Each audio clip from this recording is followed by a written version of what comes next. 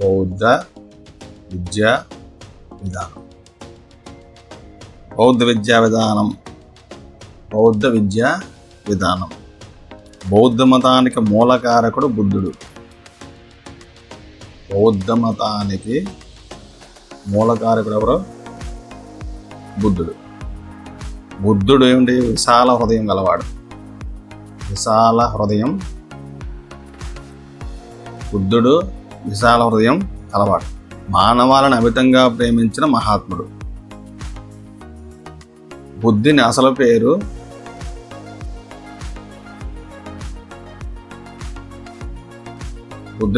ఏంటి? సిద్ధార్థుడు.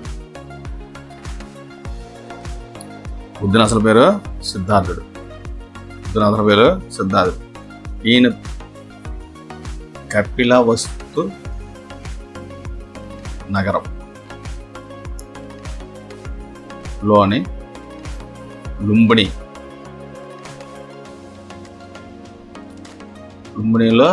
జన్మించాడు. ఈయన కపిలవస్తు నగరం సమీపంలోని లుంబినిలో జన్మించాడు. తండ్రి శుద్ధోదనుడు. తండ్రి పేరేంటి? శుద్ధోదనుడు. ఇతనెవరో? కోసల దేశ రాజు. కోసల దేశ రాజు. తల్లి పేరు మాయాదేవి.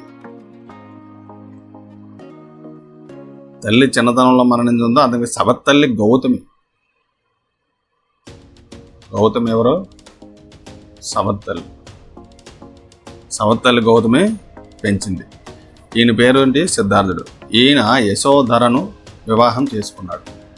ఈయన భార్య పేరు యశోధర. ఒక కుమారుడు ఉన్నాడు. ఆ కుమారుడి పేరు రాహులుడు. కుమారుడు పేరేంటి? రాహులుడు.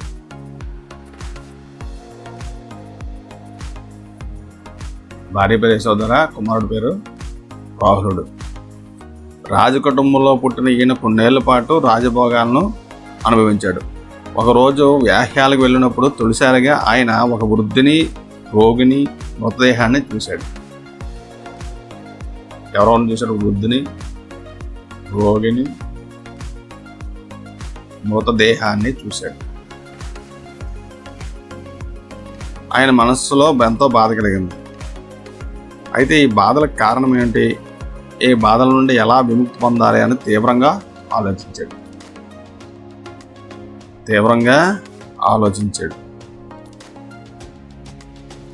అప్పుడు తన రాజకుటుంబాన్ని, భార్యను, కుమారుని వదిలి సత్యాన్వేషణకై బయలుదేరాడు.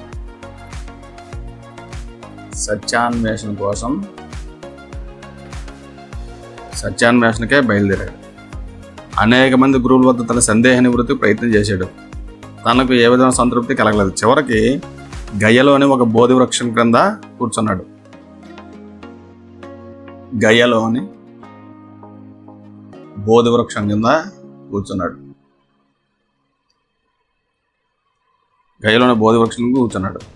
ధ్యానం ప్రారంభించాడు. తన జ్ఞానోదయం అయ్యే వరకు పట్టిన పట్టు వదలరాదని తీర్మానించుకున్నాడు. బుద్ధునికి ఆ బోధి వృక్షం కింద జ్ఞానోదయం అయ్యింది.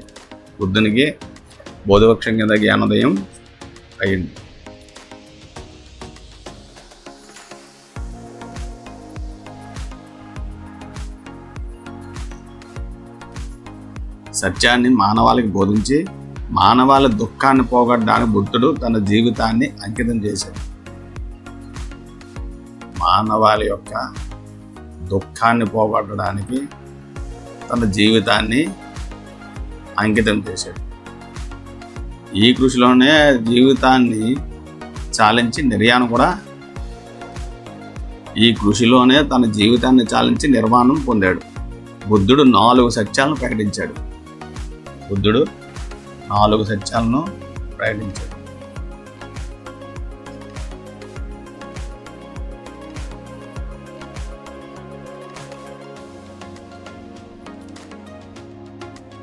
అవేంటి? ఈ ప్రపంచం దుఃఖమయం. 4 సత్యాలు ఏంటి? ఈ ప్రపంచం దుఃఖమయం. 2, కోరికలే దుఃఖానికి కారణం. కోరికలే దుఃఖానికి కారణం. కోరికలను జయించడం ద్వారా దుఃఖాన్ని నివారించవచ్చు. కోరికలను జయించడం ద్వారా దుఃఖాన్ని నివారించవచ్చు. ఈ దుఃఖ నివారణకు అష్టాంగ మార్గాన్ని అనుసరించాలి. దుఃఖ నివారణకు అష్టాంగ మార్గాన్ని అవలంబించాలి. ఇవి 4 ఏంటివి? సత్యాలు. ప్రపంచం దుఃఖమయం, కోరికలే దుఃఖానికి కారణం, కోరికలను జయించడం ద్వారా దుఃఖాన్ని నివారించవచ్చు. ఈ దుఃఖ నివారణకు అష్టాంగ మార్గాన్ని అనుసరించాలి. అయితే బుద్ధుని ప్రసంగాలు, కథలు, ప్రవర్తన నియమాలు మొదలైన వాటినన్నింటినీ కలిపి బౌద్ధవాన్మయం అంటారు. బుద్ధుని యొక్క ప్రసంగాలు, కథలు, ప్రవర్తన నియమావళి వీటన్ని కలిపి బౌద్ధ వాన్మయం అంటారు. బౌద్ధ వాన్మయం.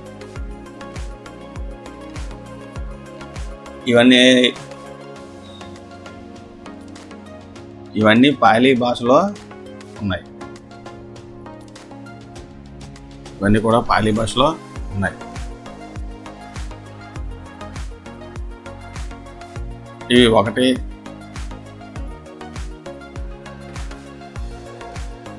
వినయ పీఠక, 2 సుత్త పీఠక, 3 అభిధమ్మ పీఠక.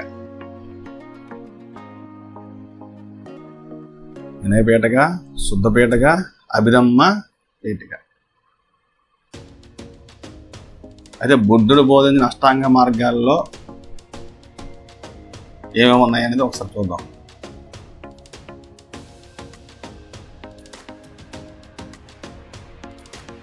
బుద్ధుడు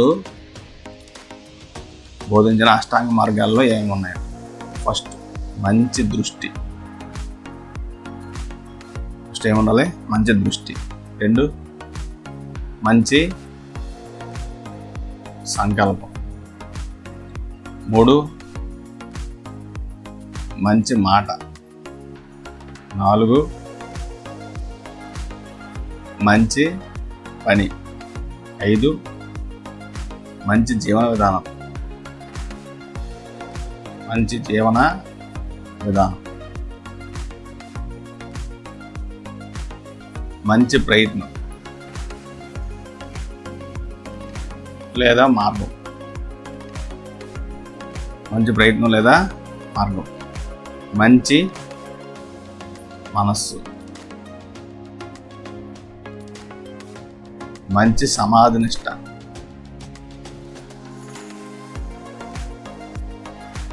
మంచి దృష్టి, మంచి సంకల్పం, మంచి మాట, మంచి పని, మంచి జీవన విధానం, మంచి ప్రయత్నం లేదా మార్గం, మంచి మనస్సు, మంచి సమాధి నిష్ట. మంచి దృష్టి అంటే జీవితాన్ని సక్రమంగా నడుపుకోవాలి. జీవితాన్ని సక్రమంగా నడుపుకోవాలి. అన్ని జీవుల పట్ల సమమైన దృష్టి కలిగి ఉండాలి. అన్ని జీవుల పట్ల సమమైన దృష్టిని కలిగి ఉండాలి. మానసిక మాలిన్యాన్ని వదిలేయాలి. సాంఘిక జీవనంలోనూ వ్యక్తి జీవనంలోనూ సమానమైన దృష్టి అలవరుచుకోవాలి. సాంఘిక జీవనంలోనూ వ్యక్తి జీవనంలో సమానమైన దృష్టి ఉండాలి.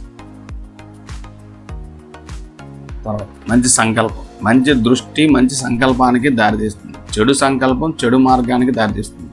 చెడు భావాలు మనసులో నుండి తొలగించాలి. చెడు భావాలు మనసులో నుండి తొలగించాలి. దీనికి మనోనిగ్రహం కావాలి. మనోనిగ్రహం లేని మనస్సు నిశ్చల స్థితిలో ఉండలేదు. అటు ఇటు ఊగే బొమ్మలా ఉంటుంది. దీన్నే చిత్తచాంచల్యం అంటారు. చిత్తచాంచల్యం ధైర్యాన్ని కోల్పోయేటట్లు చేస్తుంది. ధైర్యాన్ని కోల్పోయిన వారు మానసికంగాను శారీరకంగాను దుర్బలవుతారు. అటువంటి వారు నైతిక జీవనం గడపలేరు. అందుకే ప్రతి వారు మంచి సంకల్పాలను కలిగి ఉండాలి. మంచి సంకల్పాలను కలిగి ఉండాలి. తర్వాత మంచి మాటలు. మనం మాట్లాడే మాటలు సాధారణంగా 2 రకాలుగా ఉంటాయి. ఒకటి హితవచనం, 2 అహితవచనం. ఒకటి హితవచనం, 2 అహితవచనం. ఇది లోక కళ్యాణం కోసం ప్రతివారు హితాన్ని, ప్రియాన్ని, సత్యాన్ని గురించే మాట్లాడాలి. అహితాన్ని గురించి, అప్రియాన్ని గురించి మాట్లాడకూడదు. ఓన్లీ హితాన్ని మాత్రం మాట్లాడాలి, అహితాన్ని గురించి మాట్లాడకూడదు. మనం మాట్లాడేది అబద్ధమైనా ఎవరికి తెలియదు కదా అని మనం సాధారణంగా భావిస్తాం. కానీ మాట్లాడేది సత్యమో అసత్యమో మనకు తెలుసు. అందుకే అన్ని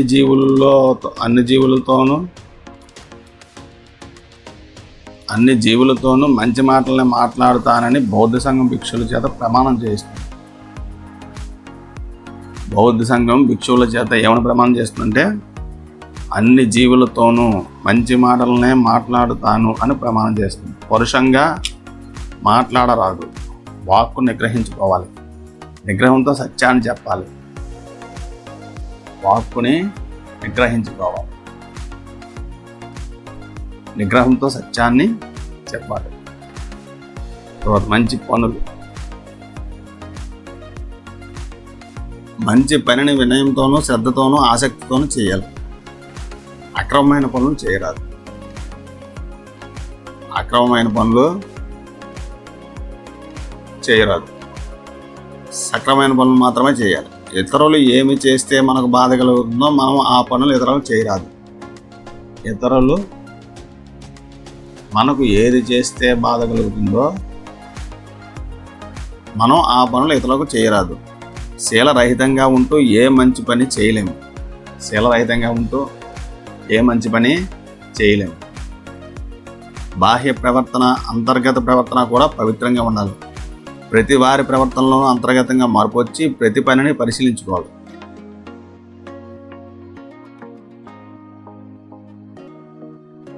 మంచి జీవన విధానం. ప్రతివారి సంపాదన, జీవనాధారం సక్రమంగా ఉండాలి. ఆహార శుద్ధిని ప్రతివారు పాటించాలి. శరీరం, మనసు రెండూ పవిత్రంగా ఉండాలి.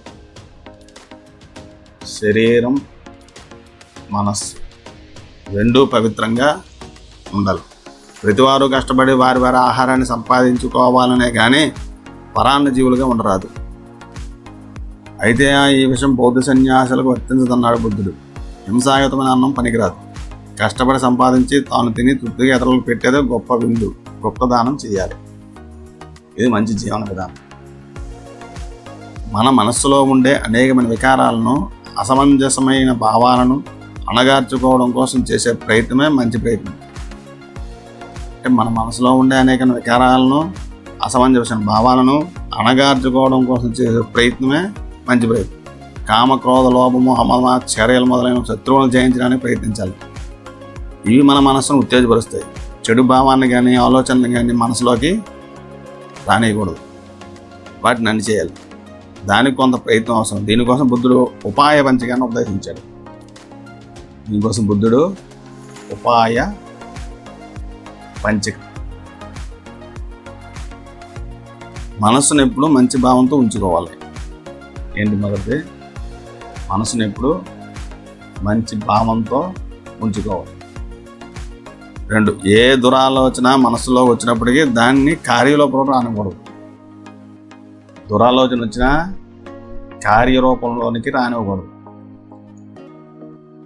దురాలోచన మనసులో వచ్చినప్పుడు దాన్ని అనగదొక్కి మంచి భావాన్ని మనసులో తెచ్చుకోవాలి. అనగదొక్కి మంచి భావాన్ని మనసులోకి తెచ్చుకోవాలి. దురాలోచన రావడానికి గల కారణాలను పరిశీలించాలి.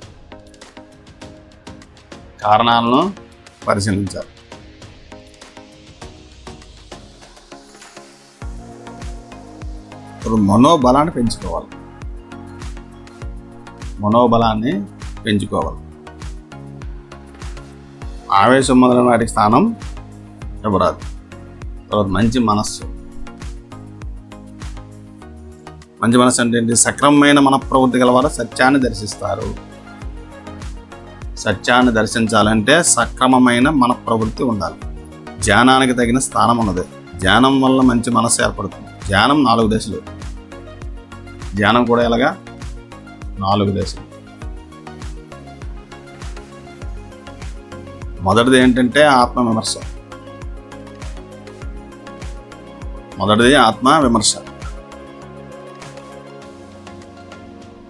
రెండవ దశలో చిత్తశాంతి.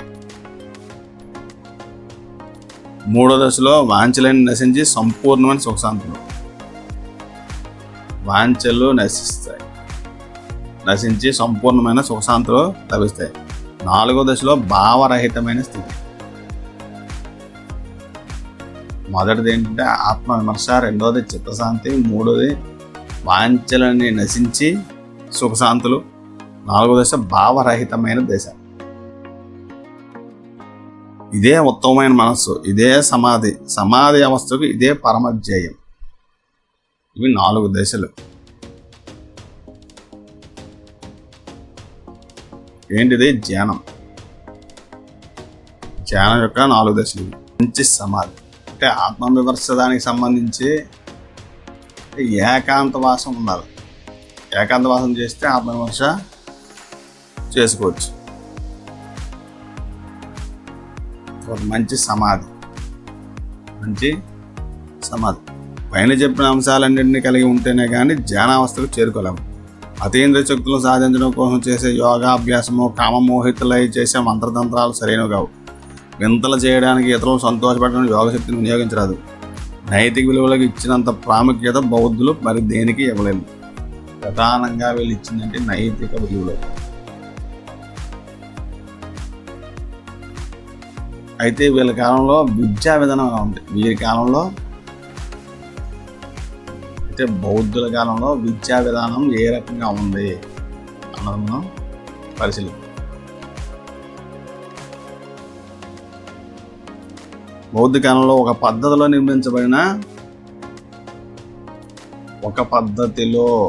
నిర్మించబడిన సంస్థలు ఉండేది.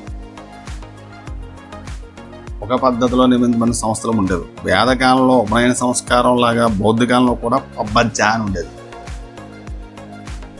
ఏమిటిది? పబ్బజ్జ.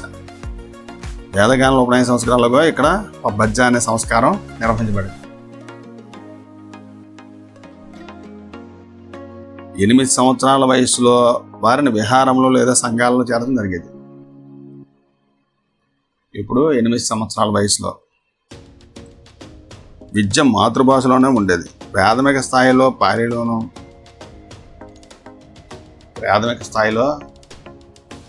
పాలీలోను, ఉన్నత స్థాయి విద్య ఏమో సంస్కృతంలో జరిగేది. ఉన్నత స్థాయి విద్య సంస్కృతం. ఈ విహారములే విద్యా కేంద్రాలు.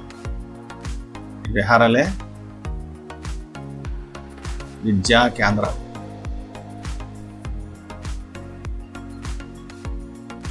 విద్యార్థులకు ఉచిత విద్య అందించబడేది. అన్ని వర్గాల విద్యార్థులు ఇక్కడ విద్యను అభ్యసించేవారు. ఉన్నత విద్యను అభ్యసించడానికి అనేక మంది విదేశీ విద్యార్థులు కూడా వచ్చేవారు.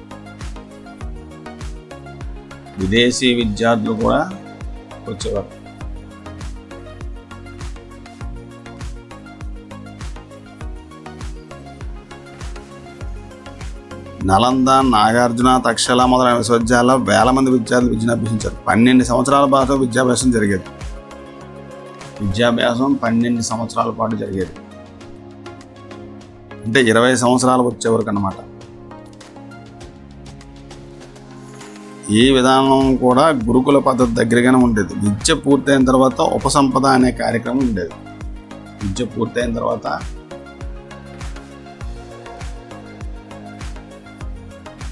ఏముండేది? ఉపసంపద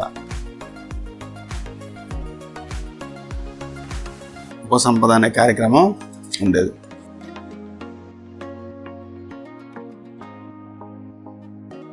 అయితే విద్యార్థి విద్యాభ్యాసం కొరకు సంఘంలో ప్రవేశించిన తర్వాత కొన్ని నియమాలు పాటించాలి. విద్యార్థి కొన్ని నియమాలని పాటించాలి. అవి ఏంటంటే జీవహింస చేయరాదు. జీవహింస చేయరాదు. ఇతరుల నుండి ఏమీ స్వీకరించరాదు.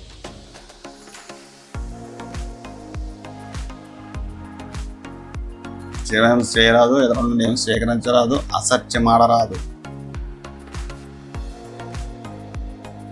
అసత్యమాడరాదు. మత్తు పదార్థాలు సేవించరాదు. మత్తు పదార్థాలు సేవించరాదు. వేళ కాని వేళ ఆహారం తినరాదు. వేళ కాని వేళ ఆహారం తినరాదు. ఇతరుల గురించి చెడుగా మాట్లాడరాదు. ఇతరులను చెడుగా మాట్లాడరాదు. శీలరహితమైన పద్ధతిలో జీవించరాదు. శీలరహితమైన పద్ధతిలో జీవించరాదు. సంగీతం నృత్యాలుగా ఆసక్తి చూపరాదు. సంగీత నృత్యాలుగా ఆసక్తి చూపరాదు. విలాస వస్తువులపై ఆసక్తి చూపరాదు. విలాస వస్తువులపై ఆసక్తి చూపరాదు. బంగారం, వెండి మొదలైన బహుమతులు స్వీకరించరాదు. బంగారం, వెండి మొదలైన బహుమతులు స్వీకరించరాదు. విద్యార్థి కొన్ని నియమాలని పాటించాలి. 1 జీవహింస చేయరాదు. 2 ఎవరు ఏది ఇచ్చినా స్వీకరించకూడదు. అసత్యమాడరాదు. మత్తు పదార్థాలను సేవించరాదు. వేళ కాని వేళ ఆహారం తినరాదు.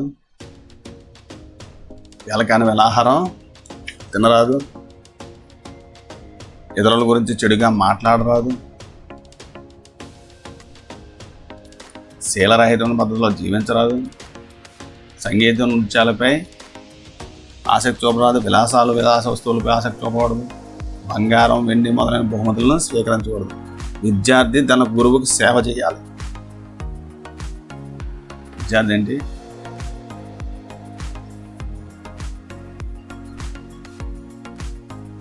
విద్యార్థి తన గురువుకి సేవ చేయాలి. విద్యార్థి వంట చేయాలి. ఉపాధ్యాయుని భోజనం వడ్డించాలి. పాత్రలు శుభ్రం చేయాలి. గురువుగారితో పాటు భిక్షాటన వెళ్ళాలి. తన ఆవరణ శుభ్రం చేయాలి. ఆచార్య నిర్దేశించిన పనులు చేయాలి. సంఘంలోనికి ప్రవేశం పొందిన విద్యార్థిని సమ్మేర్ అనేవారు. సంఘంలోనికి ప్రవేశం పొందిన విద్యార్థిని ఏనవారు? సమ్మేర్ అనేవారు. తర్వాత గురువు ఎలా ఉండాలి? ఇంతవరకు విద్యార్థి గురించి చెప్పారు. ఇప్పుడు గురువు కనీసం 10 సంవత్సరాల సన్యాసిగా ఉండాలి. కనీసం 10 సంవత్సరాలు సన్యాసిగా జీవితం గడిపి ఉండాలి. మంచి శీలవంతుడై పవిత్రమైన శీలం కలిగి ఉదారత గలవాడే ఉండాలి. మంచి మేధస్సు గలవాడే ఉండాలి.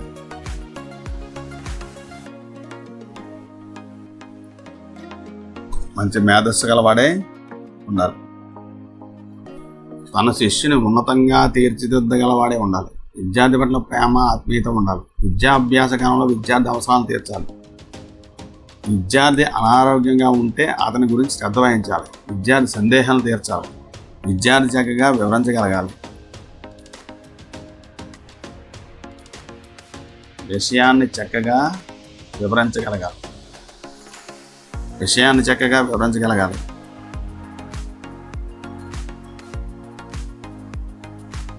అతను నిర్మాణం పొందడానికి కావలసిన పూర్తి పరిజ్ఞానాన్ని అందించాలి.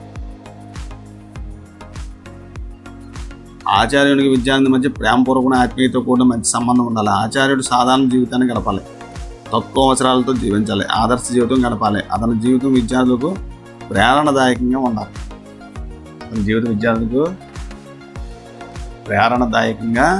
ఉండాలి. బుద్ధ విహారాల్లోని ఆచార్యులు చాలా గొప్పవారని, గొప్ప పండితులని చైనా యాత్రికుడు హ్యూయన్ త్సాంగ్ రాశాడు.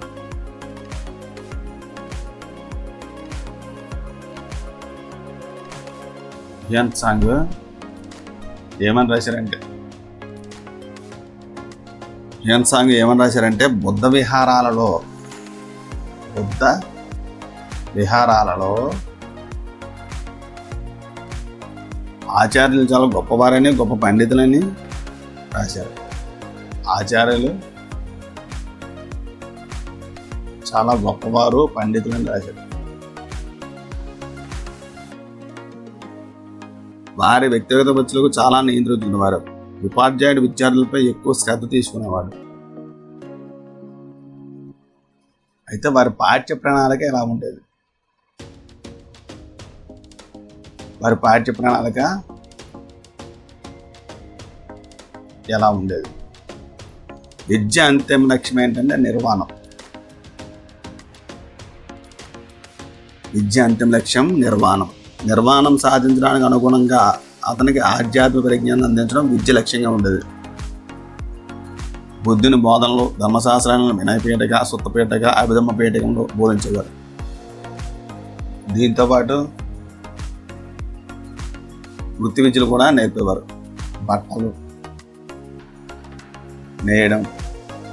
బట్టలు నేయడం, కుట్టడం, రంగులు చేయడం, రంగులు వేయడం మొదలైన వృత్తి విద్యలు నేర్పేవారు. చదవడం, రాయడం, గణితం కూడా ఉండేవి. ఉన్నత తరగతుల్లో తత్వశాస్త్రం,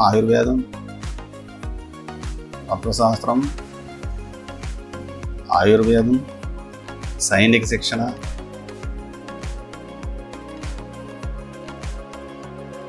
ఉన్నత ధర్మశాస్త్ర బోధన ఉండేవి. అంటే బోధనా పద్ధతులు అంటే మౌఖిక బోధన. ఆచార్యులు విద్యార్థులకు మౌఖికంగా బోధించేవారు. విద్యార్థులు విని అవగాహన చేసుకునేవారు. ఆ కాలంలో వ్రాత వాడుకలో ఉంది. అయితే వ్రాత సామాగ్రి విస్తృతంగా అందుబాటులో లేదు.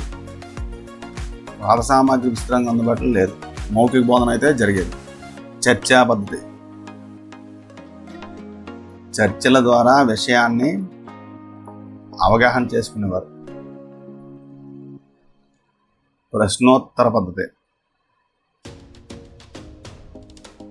ప్రశ్నోత్తర పద్ధతి అంటే విద్యార్థులు ప్రశ్నించడం, ఆచార్యుడు సమాధానం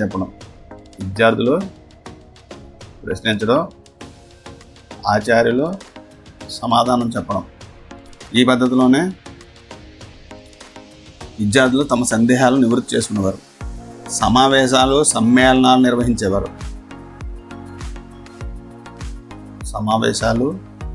సమ్మేళనాలు నిర్వహించేవారు. వీటి ద్వారా ఆధ్యాత్మిక అంశాలను వివరించేవారు. ఏకాంతంలో ధ్యానం గొప్ప ఆధ్యాత్మిక ప్రక్రియ. ఈ ప్రక్రియ ద్వారా వ్యక్తి యొక్క ఆధ్యాత్మిక ఉన్నతి జరిగేది. ఏకాంతంలో ధ్యానం.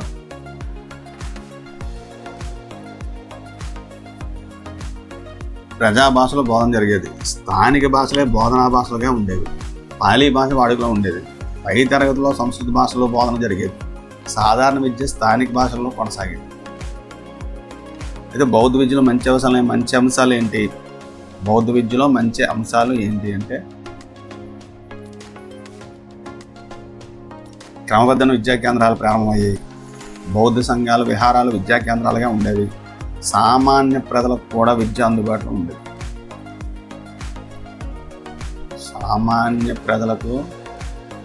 కూడా విద్య అందుబాటులో ఉండేది.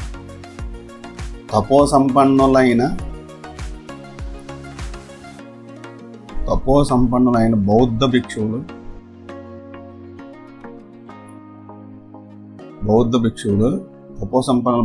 ఆచార్యులుగా ఉండేవారు.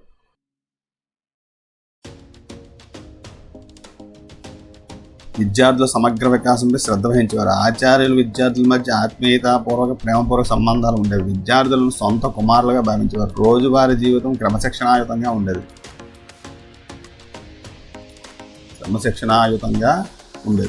ఆధ్యాత్మిక విద్యతో పాటు లౌకిక విద్యలు కూడా నేర్పించేవారు. కఠినమైన శిక్షలు ఉండేవి కాదు. స్థానిక భాషలో సంస్కృత భాష రెండూ వాడుకలో ఉండేవి. భారతదేశ విద్యార్థులు కాక అనేక ఇతర దేశాల నుండి కూడా విద్యార్థులు వచ్చి ఈ సంస్థల్లో విద్యను నేర్చుకునేవారు.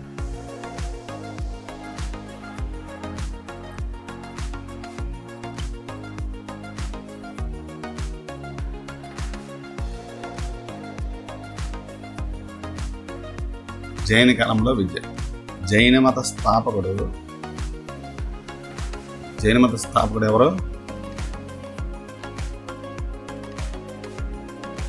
ఋషభనాథుడు. జైన మత స్థాపకుడు ఎవరు? ఋషభనాథుడు. జైన మతాన్ని వ్యాప్తిలో తెచ్చిన ఋషులను తీర్థంకరులు అంటారు.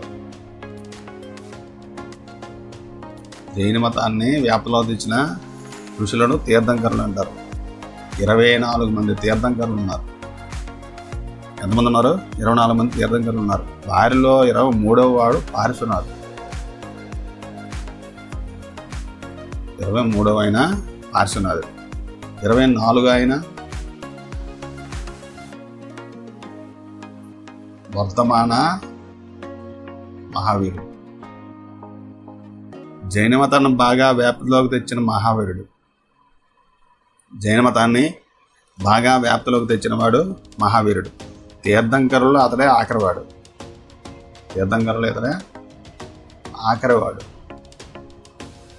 ఇతడు బుద్ధుని సమకాలీకుడు.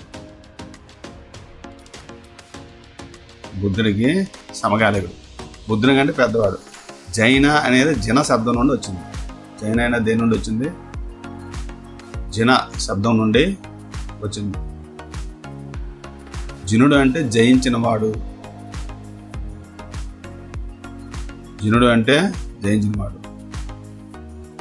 ఇక్కడ జయించినవాడు అంటే తనను తాను జయించినవాడు.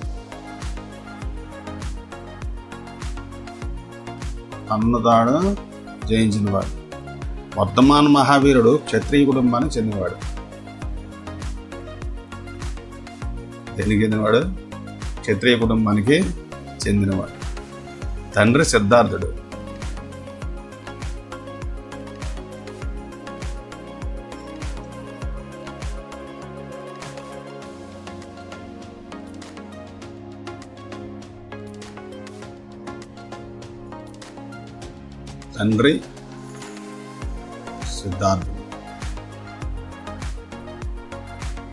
తల్లి త్రిశల. మహావీరుని జన్మస్థలం వైశాలి. అక్కడ వైశాలి. మహావీరుడు భార్య యశోద. ఎవరు? యశోద. కుమార్తె ప్రియదర్శిని.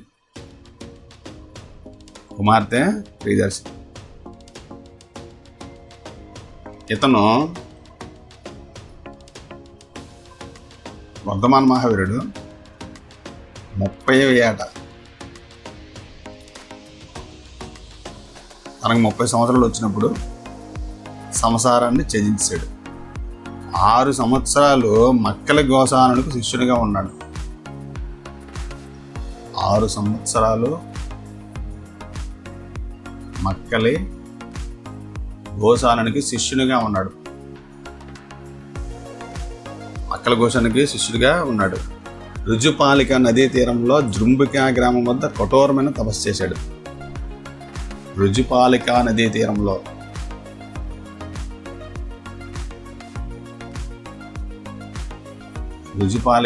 తీరంలోనే జృంభిక గ్రామం వద్ద కఠోరమైన తపస్సు చేశాడు. తన 43వ ఏట తపోసిద్ధి పొందాడు. మహావీరుడు అంగా, మిథిల, కోసల, మగధ దేశాల్లో తన తత్వాన్ని ప్రచారం చేశాడు. అంగా, మిథిల, కోసల, మగధ దేశాల్లో తన తత్వాన్ని ప్రచారం చేశాడు. జైన మతం తీర్థంకరుల బోధనను ప్రామాణికంగా స్వీకరిస్తుంది. మానవులందరూ అనేకమైన బాధలతో సతమతమవుతూ ఉంటారు. ప్రతి జీవి పరిణతి చెందుతూ అనేక జన్మలు ఎత్తుతుంది. చివరికి మానవ జన్మ ఎత్తి సాధన ద్వారా మోక్షాన్ని సాధిస్తుంది. శరీరంపై ఏ విధమైన అభిమానం ఉండరాదు. జినులు ఏ ఒక్క ప్రదేశంలో 3 రాత్రుల కంటే ఎక్కువ ఉండరాదు. శరీరంపై అభిమానం ఉండరాదు. జినులు ఏ ఒక్క ప్రదేశంలో 3 రాత్రుల కంటే ఎక్కువ ఉండకూడదు. 3 రాత్రుల కంటే ఎక్కువ ఉండకూడదు. ఒక ప్రదేశం నుండి ఇంకో ప్రదేశానికి పోతూనే ఉండాలి. అహింసకి ఎక్కువ ప్రాధాన్యత ఇవ్వాలి. అహింసకి ఎక్కువ ప్రాధాన్యత ఇవ్వాలి. మానవుని నీతికి ప్రాముఖ్యత ఇవ్వాలి. జీవులు కర్మబద్ధులై వస్తారనే భావన అంగీకరిస్తుంది. జీవులు కర్మబద్ధులు. జన్మరాహిత్యం కావాలంటే మోహ వికారాలను, ఇంద్రియానుభవం తొలగించుకోవాలి. సన్యాసం, తపస్సు ఆచరించాలి. సన్యాసం, తపస్సు ఆచరించాలి. త్రిరత్నాలను, పంచమహావ్రతాలను ఆచరించినట్లయితే జనత్వం సిద్ధిస్తుందని మహావీరుడు బోధించినాడు. త్రిరత్నాలు అంటే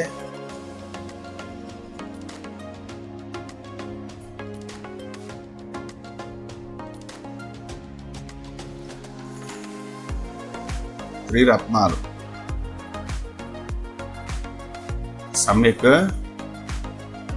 దర్శనం, 2 సమ్యక్ జ్ఞానం. సమ్యక్ దర్శనం, సమ్యక్ జ్ఞానం, సమ్యక్ చరితం.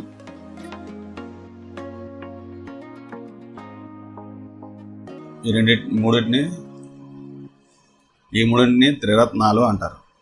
అయితే పంచమహావ్రతాలు అంటే ఏంటి? పంచమహావ్రతాలు అంటే ఏంటి? అహింస, సత్యం, అస్తేయం, తర్వాత బ్రహ్మచర్యం, అపరిగ్రహం. సమ్యక్ దర్శనం అంటే జైన తీర్థంకరుల్లో, శాస్త్రాలలో, గురువుల్లో నిజమైన విశ్వాసం కలిగి ఉండటమే సమ్యక్ దర్శనం. సమ్యక్ దర్శనం అంటే జైన తీర్థంకరుల్లో, శాస్త్రాలలో, గురువుల్లో నిజమైన విశ్వాసం కలిగి ఉండాలి. నిజమైన విశ్వాసం కలిగి ఉండాలి. సప్తతత్వాల్లో నిజమైన నమ్మకమే సమ్యక్ దర్శనం. సప్తతత్వాలలో నిజమైన నమ్మకమే సమ్యక్ దర్శనం. సమ్యక్ జ్ఞానం అంటే సరైన దృష్టి ఏర్పడిన తర్వాత ఈ తత్వాల గురించి, పదార్థాల గురించి సరైన భావనే సమ్యక్ జ్ఞానం. సమ్యక్ జ్ఞానం అంటే సరైన దృష్టి ఏర్పడిన తర్వాత,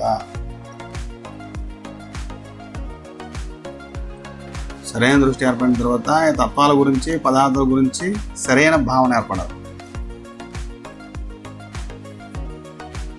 సరైన భావన ఏర్పడితే దాన్ని సమ్యక్ జ్ఞానం అంటారు. సమ్యక్ చరిత్రం లేదా శీలం. సమ్యక్ జ్ఞానం ఆధారంగా సరైన ప్రవర్తన.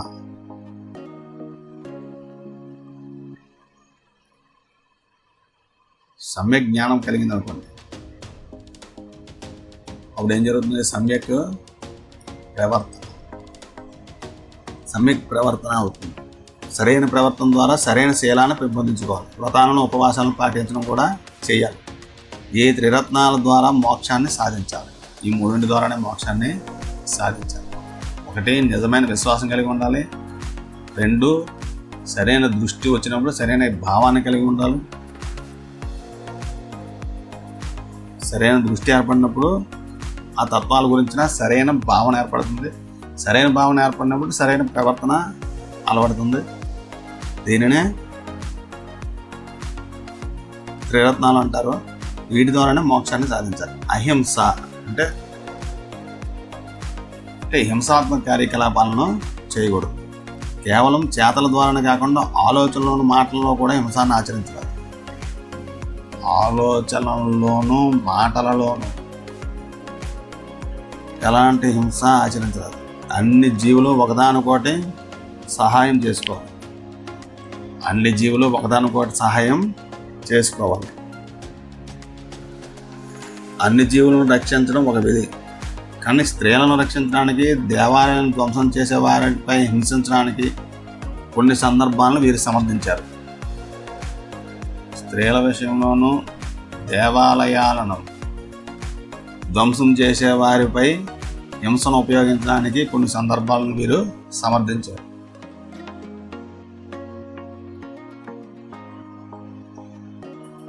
సత్యం అంటే ఆధ్యాత్మిక సత్యాలను అనుభూతి చెందగలమే కానీ పూర్తిగా వ్యక్తీకరించలేము. ఎల్లప్పుడూ సత్యమే మాట్లాడాలి. అసత్యాన్ని ప్రోత్సహించరాదు. అసత్యం ఆడేవారిని ప్రోత్సహించరాదు. సత్యాన్ని అంటే ఆధ్యాత్మిక సత్యాలను అనుభూతి చెందాలి.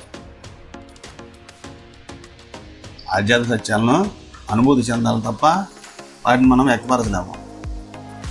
సత్యాన్నే మాట్లాడాలి. అసత్యాన్ని ప్రోత్సహించరాదు. అసత్యం ఆడేవారిని ప్రోత్సహించరాదు.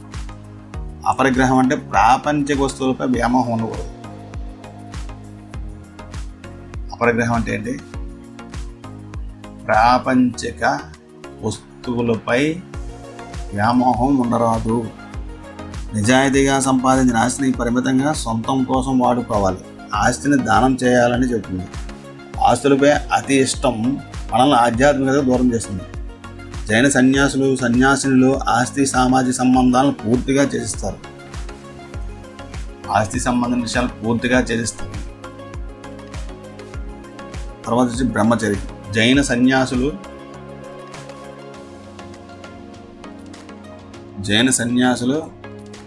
సన్యాసులు ఇంద్రియ సుఖాలకు దూరంగా ఉండాలి.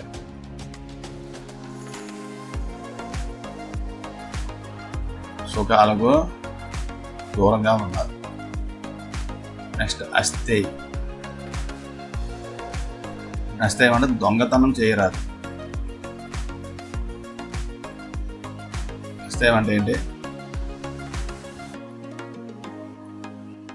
దొంగతనం చేయరాదు. అస్థేయం అంటే దొంగతనం చేయరాదు. ఇష్టపూర్వకంగా ఏమన్నది జైన మనస్తులు ఏది తీసుకోరాదు.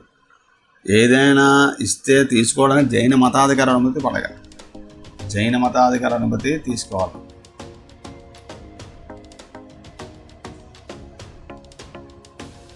అయితే వీళ్ళ పాఠ్య ప్రణాళిక ఎలా ఉంది?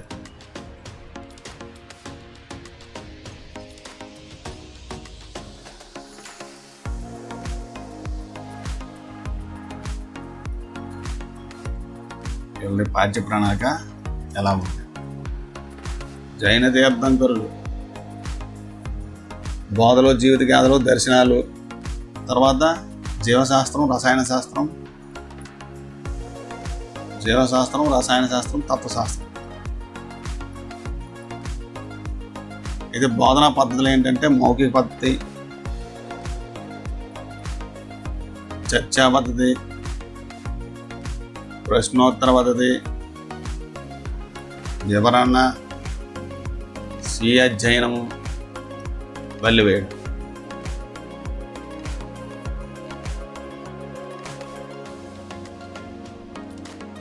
అంటే ఇంచుమించు బౌద్ధ బోధనా పద్ధతులను వీడు అనుసరించేవారు. గురు శిష్య సంబంధాలు ఎలా ఉండేవంటే గురువు సత్యశీలం గలవారే ఉండేవారు. జైన మతం గురించిన అవగాహన అధ్యయనమే కాక జీవితంలో వాటిని ఆచరిస్తున్న తపస్సంపన్నుడే ఉండాలి. విద్యార్థులు అనుకరించగల వ్యక్తిత్వం గలవాడే ఉండాలి. నిరంతర సాధనాశీలుడే నిర్వాణ దిశగా ప్రయత్నం సాగించాలి. అహింసా మార్గాన్ని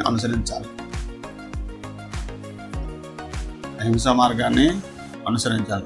విద్యార్థి త్రిరత్నాలను, పంచవ్రతాలను ఆచరించాలి. శ్రద్ధతో విద్యను అభ్యసించాలి. జిజ్ఞాసువై, వినయశీలి అయి, సత్యవ్రతుడై ఉండాలి. విద్యార్థి త్రిరత్నాలను, పంచవ్రతాలను తప్పకుండా అనుసరించాలి. శ్రద్ధతో విద్యను అభ్యసించాలి. జిజ్ఞాసు, వినయశీలి ఉండాలి. ఆత్మ సంయమనం, బ్రహ్మచర్యాన్ని ఆచరించాలి. మనస్సులో, వాక్కులో, ఆచరణలో అహింసా వ్రతాన్ని పాటించాలి.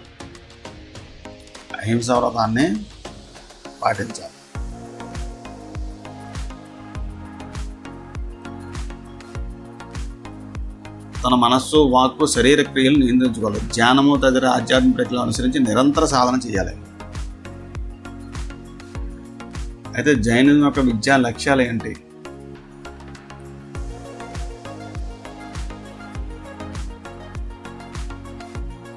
నిర్యాణం సాధించడమే జీవిత లక్ష్యం. తీర్థంకరుల జీవితాలను, బోధనలను అధ్యయనం చేయాలి. తీర్థంకరుల జీవితాలను, బోధనలను అధ్యయనం చేయాలి. త్రిరత్నాలను, పంచవ్రతాలను అధ్యయనం చేయాలి, అనుసరించాలి. గురు శిష్యులు పరస్పర ప్రేమభావంతో ఉండాలి. త్రిరత్నాలు, పంచవ్రతాలు, గురు శిష్యులు ప్రేమభావంతో ఉండాలి. గురువు జీవితం త్యాగమయమై, విద్యార్థి జిజ్ఞాసువై, సాధకుడే ఉండాలి. మధ్యయుగం మధ్యయుగంలో ప్రధానంగా ఏంటుంది అంటే ఇస్లామిక్ విద్య.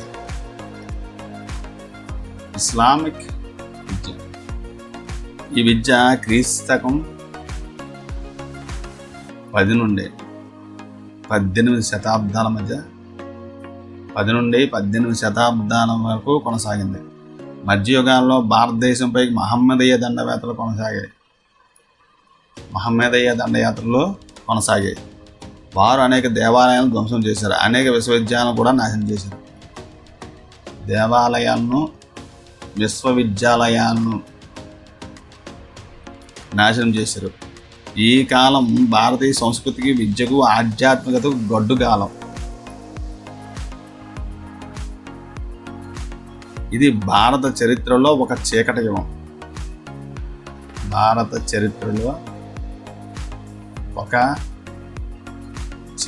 యుగం.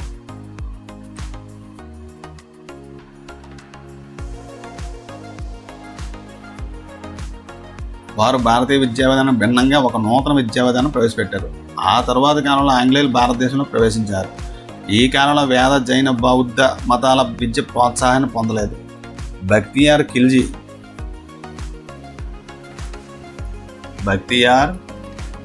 ఖిల్జీ నలందా విశ్వవిద్యాలయం ధ్వంసం చేసి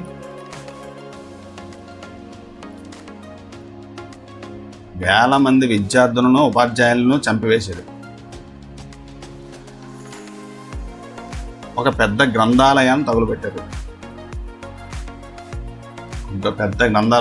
తగులుపెట్టాడు. అది కొన్ని నెలల పాటు తగలబడిందంట. ఆ గ్రంథాలయం కొన్ని నెలల పాటు తగలబడిందని చరిత్రకారులు రాశారు. ఈ కాలంలో మహమ్మదీ విద్యా విధానం దేశంలో ప్రవేశపెట్టబడింది. ఏ విద్యా విధానం? మహమ్మదీయ విద్యా విధానం దేశంలో ప్రవేశపెట్టబడింది. దీనిని మహమ్మదీ రాజులు ప్రోత్సహించారు, ఆర్థిక సహాయం అందించారు. ఇస్లామిక్ విద్యాలయాలను మక్తాబులు, మదర్సాలు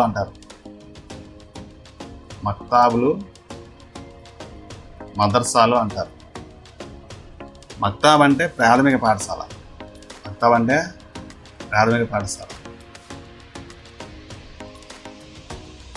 ఇందులో విద్యార్థులు చదవడం, రాయడం, ఖురాన్ ప్రాథమిక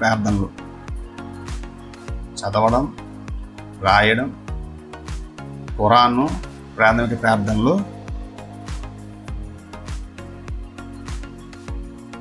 నేర్పుతారు. మాధ్యమిక పాఠశాలలో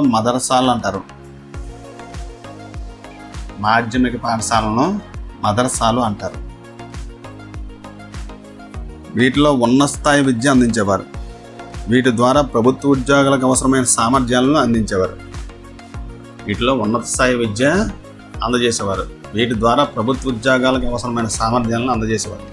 ఇస్లామిక్ న్యాయాన్ని అందించే న్యాయస్థానంలో న్యాయమూర్తులకు కూడా నియమింపబడేవారు. ఈ మదర్సాలలో కొన్ని విశ్వవిద్యాలయాల స్థాయికి ఎదిగాయి. ఈ మదర్సాలలో తర్కం, ఇస్లామిక్ తత్వశాస్త్రం, సాహిత్యం, న్యాయశాస్త్రం నేర్పేవారు. ఇస్లామిక్ తత్వశాస్త్రం, సాహిత్యం, న్యాయశాస్త్రం నేర్పేవారు.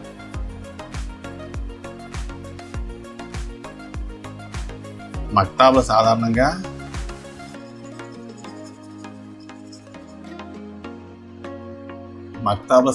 మసీదులకు అనుబంధంగా ఉండేవి.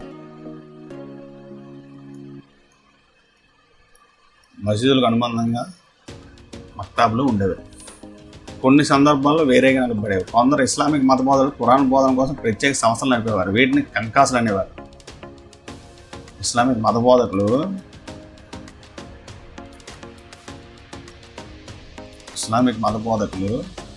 ఖురాన్ బోధన కోసం ప్రత్యేక సంస్థలు నడిపేవారు. వీటిని కంకాసులు అనేవారు. కొందరు విద్వాంసులు తమ ఇంటి వద్దనే బోధించారు. మక్తాబులు మౌలవీల ఆధ్వర్యంలో నిర్వహించబడేవి.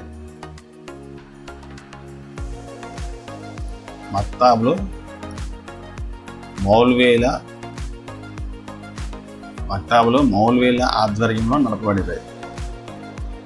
వీరిని మత గురువులుగా గౌరవించారు. వీరు ఖురాన్లోని ఆయతులను నేర్పేవారు. ఏమి నేర్పేవారు? ఆయతులను నేర్పేవారు. చదవడం, రాయడం, లెక్కించడం దీనిలో భాగం. మదరసా అంటే అధ్యయన కేంద్రం అని అర్థం. మదరసా అంటే అధ్యయన కేంద్రం. మదరసా అంటే అధ్యయన కేంద్రం. ప్రాథమిక విద్య పూర్తయిన తర్వాత మదరసాలో పంపుతారు. ఇవి ఇస్లామిక్ విద్యా సంస్థలు. ఇందులో ఇస్లామిక్ మత బోధనతో పాటు ఇతర సబ్జెక్టులు కూడా బోధించేవారు. ఖురాను,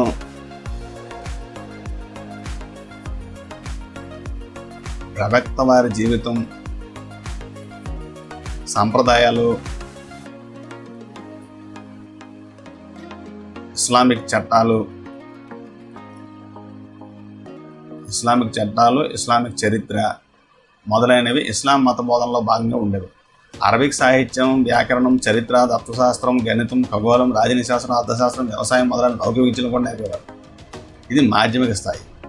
ఉన్నత స్థాయి విద్యను అందించేవిగా కూడా ఉండేవి. ఇవి సాధారణంగా మసీదులకు అనుబంధంగా ఉండేవి. ఈ విద్య 10-12 సంవత్సరాలు కొనసాగేది. విద్య అంతా 10 నుండి 12 సంవత్సరాల వరకు కొనసాగేది. అయితే విద్య యొక్క లక్ష్యాలు ఏంటి అంటే ఇస్లాం మత సంస్కృతిని, మతాన్ని అభివృద్ధి చేయడం. లక్ష్యాలు ఏంటి? ఇస్లాం మత సంస్కృతిని, మతాన్ని అభివృద్ధి చేయడం. తర్వాత ఇస్లామిక్ జీవన విధానం అలవరచడం.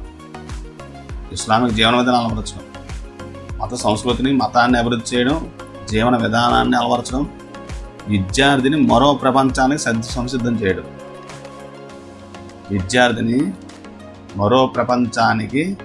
సంసిద్ధం చేయడం. పరిపాలనా సామర్థ్యాలను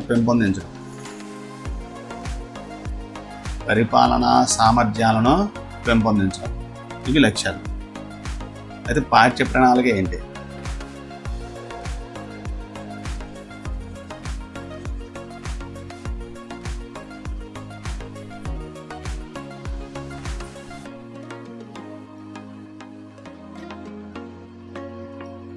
పాఠ్య ప్రణాళిక ఏంటంటే ఖురాన్ బోధనే ప్రధానం.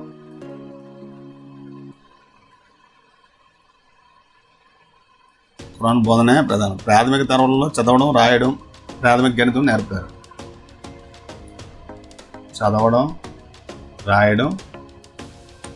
తర్వాత ప్రాథమిక గణితం, తర్వాత ఇస్లామిక్ చరిత్ర, చట్టాలు, న్యాయం.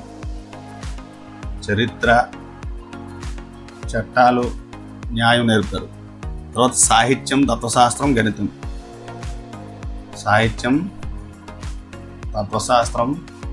గణితం. వైద్యం, ఖగోళం, వ్యవసాయం,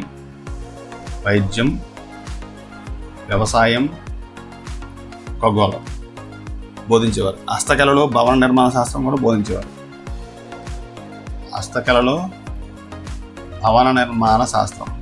బోధించేవారు. అయితే విద్యార్థి ఉపాధ్యాయ సంబంధాలు ఎలా ఉండేవంటే ఉపాధ్యాయునికి గౌరవప్రదమైన స్థానం ఉండేది. విద్యార్థులతో సత్సంబంధాలు ఉండేవి. బోధన పరీక్షల కోసం జరిగేది కాదు. విషయాన్ని నేర్పడమే ప్రధానమైన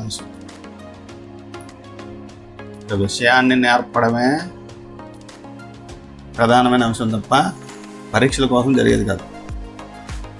ఉపాధ్యాయునికి విద్యార్థుల మధ్య గల సంబంధం ఇస్లామిక్ సూత్రాల ఆధారంగా ఉండేది. విద్యార్థులు వినయంగా, అనుకువతో విద్యను అభ్యసించారు. ఉపాధ్యాయుని వద్ద విద్యార్థుల సంఖ్య పరిమితంగా ఉండేది. వ్యక్తిగత శ్రద్ధకు అవకాశం ఉండేది. క్రింది తరగతుల విద్యార్థులు బోధించడానికి పై తరగతుల విద్యార్థులు సహకారం తీసుకునేవారు. క్రమశిక్షణ ఉల్లంఘిస్తే శిక్ష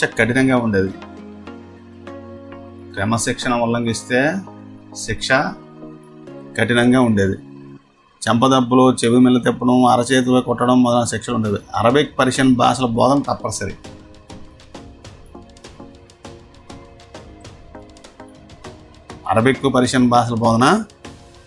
ప్రభుత్వ ఉద్యోగం సంపాదించాలంటే ఈ భాషలను ప్రావీణ్యం కంపల్సరీగా ఉండాలి. గ్రామంలో విద్యార్థులు డబ్బుకు బదులుగా ధాన్య రూపంలో, వస్తు రూపంలో బోధన రుసుము చెల్లించేవారు. అనాథ పిల్లలకు ఉచిత విద్యను అందించేవారు. ధనవంతులు వీటి నిర్వహణకు విరాళాలు ఇచ్చేవారు. బాలికలకు విద్య వేరువేరుగా ఉండేది. ఉన్నతోద్యోగుల బాలికలకు ఇంటి వద్ద విద్య నేర్పించేవారు. పరదా పద్ధతి ఉండేది. స్త్రీ విద్య కొంతవరకు వెనకబడిందనే చెప్పవచ్చు. అయితే ఇక్కడ ప్రయోజనాలు ఏంటి? ప్రయోజనాలు ఏంటంటే బాలురకు విద్య అనివార్యం.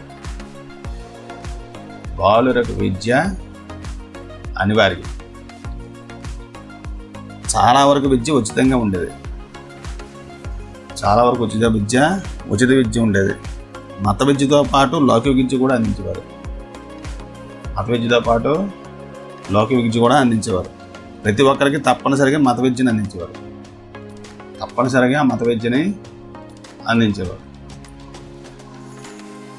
అయితే భారతీయ పాఠశాలలు ఎలా ఉండేవంటే మధ్యయుగంలో భారతదేశంలో మహమ్మదీ పాలన వల్ల హిందూ విద్యా విధానానికి ఏ విధమైన సమర్థన ఉండేది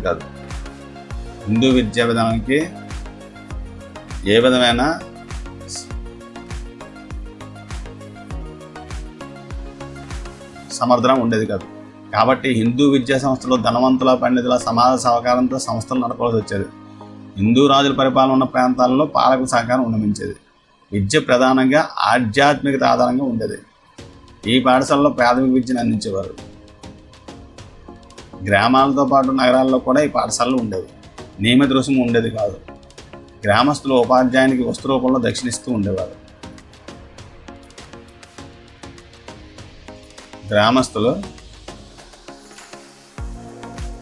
గ్రామస్తులు ఉపాధ్యాయునికి వస్తు రూపంలో దక్షిణ ఇస్తూ ఉండేవారు. తల్లిదండ్రులు వారి స్తోమతకు అనుగుణంగా చెల్లించేవారు. విద్యార్థులు ఉపాధ్యాయునికి వ్యక్తిగత సేవలు అందించేవారు. ఉపాధ్యాయుల బోధనతో పాటు ఏదో ఒక వృత్తిని అవలంబించి వారి ద్వారా ఉపాధ్యాయుల బోధనతో పాటు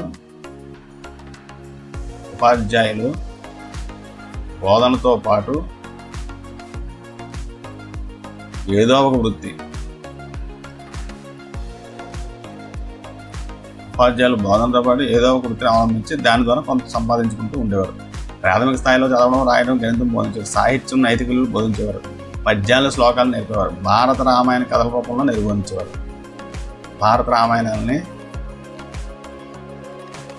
కథల రూపంలో బోధించేవారు.